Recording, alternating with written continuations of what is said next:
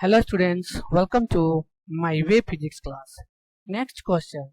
What is the net charge on a conducting sphere of radius 10 cm given that the electric field 15 cm from the center of the sphere is equal to 3 into 10 के power 3 Newton पर coulomb and is directed inwards. Question हमारा यहाँ पे कर रहा है कि कोई एक कंडक्टिंग स्फीयर है और इस कंडक्टिंग स्फीयर का जो रेडियस दिया हुआ है वह रेडियस जो है 10 सेंटीमीटर है।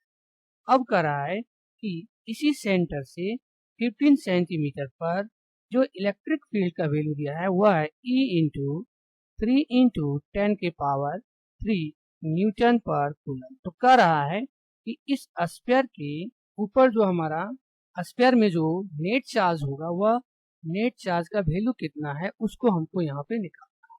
तो सॉल्यूशन में हम यहाँ पे देखेंगे कि ये जो पॉइंट है हमारा यहाँ पे जहाँ पे इलेक्ट्रिक फील्ड का वैल्यू E इंटू 3 इंटू 10 के पावर 3 न्यूटन पर कूलम है। अगर इसको हम पॉइंट P मान लेते हैं तो इस पॉइंट P से जो है अगर हम एक गॉसियन सरफेस मान लेते हैं इस स्फीयर के चारों तरफ, ओके, ये हमारा हो जाएगा गॉसियन सरफेस। तो यहाँ पर हम देखेंगे अकॉर्डिंग टू गॉसेस लॉ जो फ्लक्स का वैल्यू होता है फाई इक्वल टू वह हो जाएगा Q बाय एप्सिलॉन, ओके, और एक फ्लक्स का वैल्यू होता है phi equal to E into A, okay.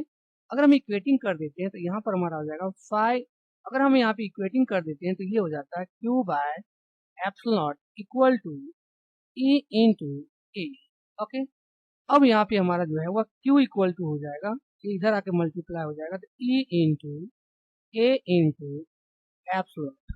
E का वैल्यू है वह है 3 इंटू 10 के पावर 3 और एरिया जो है वह हो जाएगा हमारा इसका, जिसका रेडियस जो है वह यहाँ पे 15 सेंटीमीटर है। इस गॉसियन सरफेस का हम एरिया लेंगे, ये हो जाएगा 4 पाई इंटू, और यहाँ पे देख रहे हैं कि ये जो हमारा दिया हुआ है रेडियस वह है 15 सेंटीमीटर में। इसको अगर हम मीटर में कन्वर्ट कर देंगे ये हो जाएगा 15 इंटू 10 के पावर माइनस 2, ये हो जाएगा मीटर।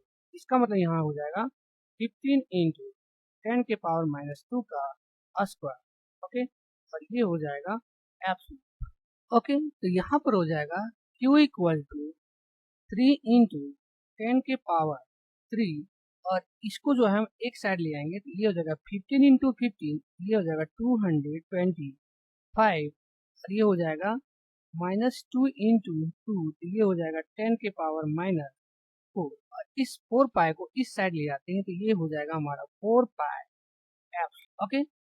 तो यहाँ पे आगे हो जाएगा हमारा Q इक्वल टू, ये हो जाएगा 3 इंटू 10 के पावर 3 और ये हो जाएगा माइनस 4, ये हो जाएगा, ओके, और इंटू हो जाएगा 225 और यहाँ पे हो जाएगा 4 पाई एप्सिलॉन का जो वैल्यू हो जाएगा वह हो जाएगा 1 बाय 9 इंटू 10 के पावर 9, ओके।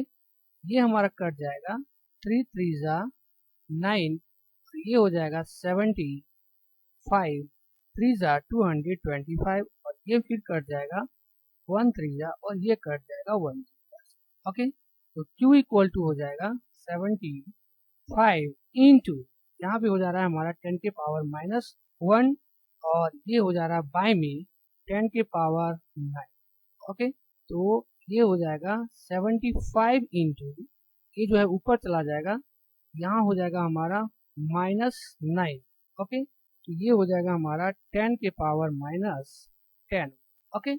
यहाँ पे ऑप्शन दिया है वो हमारा 7.5 के रूप में दिया है, तो इसका मतलब इसको हम अगर एक 10 को बाय में ले आते हैं तो हमारे पास जो हो जाता है वह हो जाएगा Q इक्वल टू 7.5 इंटू 10 के पावर माइनस 9, ओके। अब यहाँ पे हमको देखना है कि ये जो चार्ज है वह नेगेटिव है कि पॉजिटिव। अगर, लेकिन यहाँ पे क्वेश्चन में हमारा दिया हुआ है डायरेक्टेड इनवर्ड्स, मतलब जो इलेक्ट्रिक फील्ड का जो हमारा डायरेक्शन है वह इनवर्ड्स है।